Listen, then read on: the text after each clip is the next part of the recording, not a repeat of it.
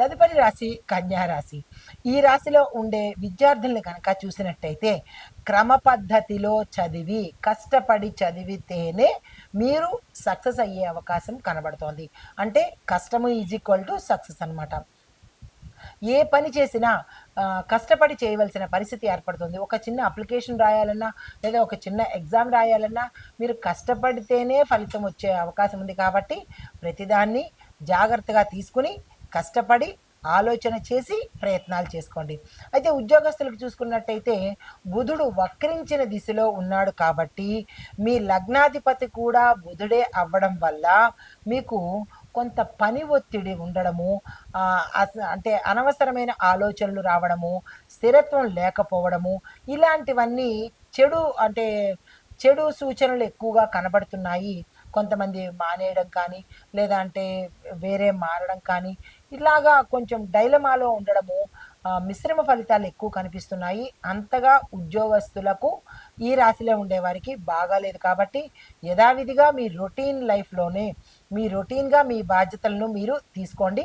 కొత్తగా ఏది ప్రయత్నాలు అస్సలు చేయకండి. వ్యాపారస్తులకు చూసుకున్నట్టయితే కనుక ఏవైనా లావాదేవీలు చేయాలి అంటే ధనపరంగా ఇచ్చుకోవడాలు కానీ, పుచ్చుకోవడాలు కానీ, ఇలాంటివి ఏమైనా చేయాలన్నా, అగ్రిమెంట్ల మీద సంతకాలు చేయాలన్నా, అలాంటి వాటికి ఈ సమయాన్ని మీరు ఎంచుకోకండి. నష్టాల పాలయ్యే అవకాశం కనబడుతోంది. జాగ్రత్తలు తీసుకోండి. ఇక తప్పదు అని అనుకుంటే మీ యొక్క శ్రేయోభిలాషుల్ని అడిగి వారి సమక్షంలోనే మీరు సంతకాలు పెట్టే ప్రయత్నం చేసుకోండి.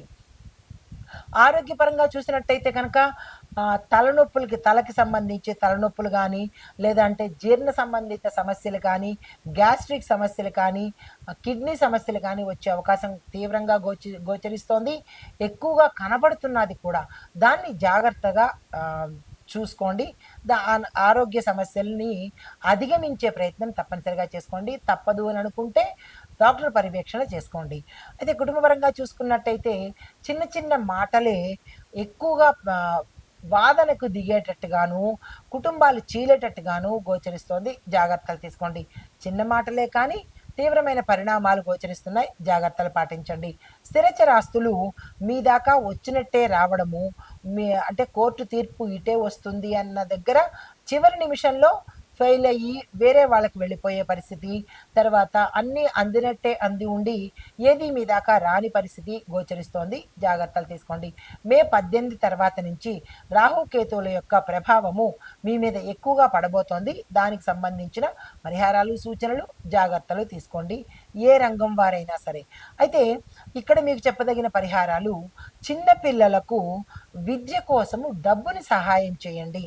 యథాశక్తి మీరు ఎంతైతే అనుకుంటారో, ఒక నెల ఫీజు కడతాననో, లేదా అంటే ఒక నెలకి సరిపడా పుస్తకాలు ఇస్తాననో, ఇలా డ్రెస్సులు కొంటాననో, ఇలా మీకు తోచిన సహాయము వారికి చేసినట్టయితే కనుక బుధగ్రహం యొక్క అనుగ్రహాన్ని పొందే అవకాశం కనబడుతోంది.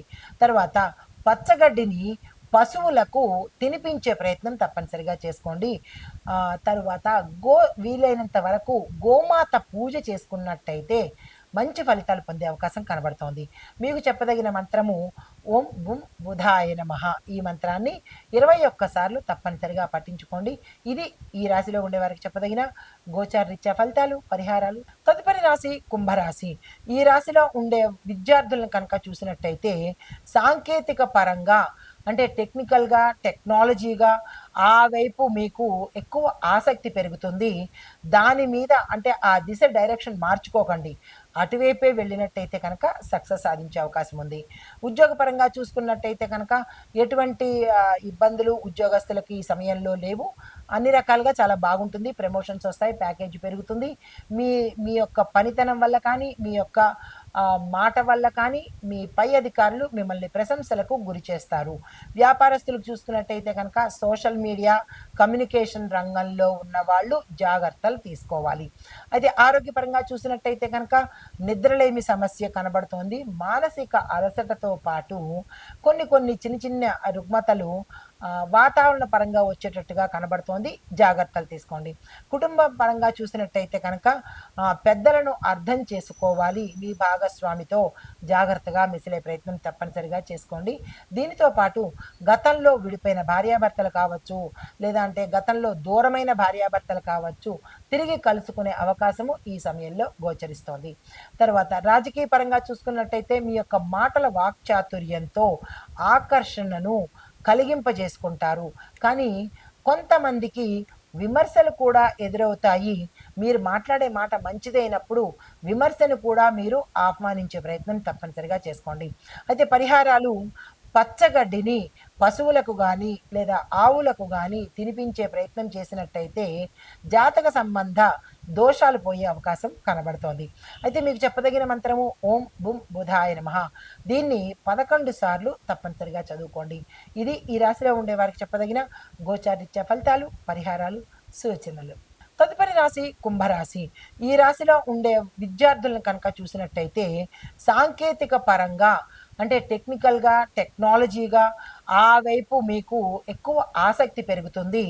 దాని మీద అంటే ఆ దిశ డైరెక్షన్ మార్చుకోకండి. అటువైపే వెళ్ళినట్టయితే కనుక సక్సెస్ సాధించే అవకాశం ఉంది. ఉద్యోగపరంగా చూసుకున్నట్టయితే కనుక ఎటువంటి ఇబ్బందులు ఉద్యోగస్తులకి ఈ సమయంలో లేవు. అన్ని రకాలుగా చాలా బాగుంటుంది. ప్రమోషన్స్ వస్తాయి. ప్యాకేజ్ పెరుగుతుంది. మీ మీ యొక్క పనితనం వల్ల కానీ, మీ యొక్క మాట వల్ల కానీ, మీ పై అధికారులు మిమ్మల్ని ప్రశంసలకు గురి చేస్తారు. వ్యాపారస్తులకు చూసుకున్నట్టయితే కనుక సోషల్ మీడియా, కమ్యూనికేషన్ రంగంలో ఉన్న వాళ్ళు జాగ్రత్తలు తీసుకోవాలి. అయితే ఆరోగ్యపరంగా చూసినట్టయితే కనుక నిద్రలేమి సమస్య కనబడుతోంది. మానసిక అలసటతో పాటు కొన్ని కొన్ని చిన్న చిన్న రుగ్మతలు వాతావరణ పరంగా వచ్చేటట్టుగా కనబడుతోంది. జాగ్రత్తలు తీసుకోండి. కుటుంబం పరంగా చూసినట్టయితే కనుక పెద్దలను అర్థం చేసుకోవాలి. మీ భాగస్వామితో జాగ్రత్తగా మెసిలే ప్రయత్నం తప్పనిసరిగా చేసుకోండి. దీనితో పాటు గతంలో విడిపోయిన భార్యాభర్తలు కావచ్చు, లేదా అంటే గతంలో దూరమైన భార్యాభర్తలు కావచ్చు, తిరిగి కలుసుకునే అవకాశము ఈ సమయంలో గోచరిస్తోంది. తర్వాత రాజకీయ పరంగా చూసుకున్నట్టయితే మీ యొక్క మాటల వాక్చాతుర్యంతో ఆకర్షణను కలిగింపజేసుకుంటారు. కానీ కొంతమందికి విమర్శలు కూడా ఎదురవుతాయి. మీరు మాట్లాడే మాట మంచిదైనప్పుడు విమర్శను కూడా మీరు ఆహ్వానించే ప్రయత్నం తప్పనిసరిగా చేసుకోండి. అయితే పరిహారాలు పచ్చగడ్డిని పశువులకు గాని లేదా ఆవులకు గాని తినిపించే ప్రయత్నం చేసినట్టయితే జాతక సంబంధ దోషాలు పోయే అవకాశం కనబడుతోంది. అయితే మీకు చెప్పదగిన మంత్రము ఓం బుం బుధాయ నమః. దీన్ని 11 సార్లు తప్పనిసరిగా చదువుకోండి. ఇది ఈ రాశిలో ఉండే వారికి చెప్పదగిన గోచారిత్య ఫలితాలు, పరిహారాలు, సూచనలు.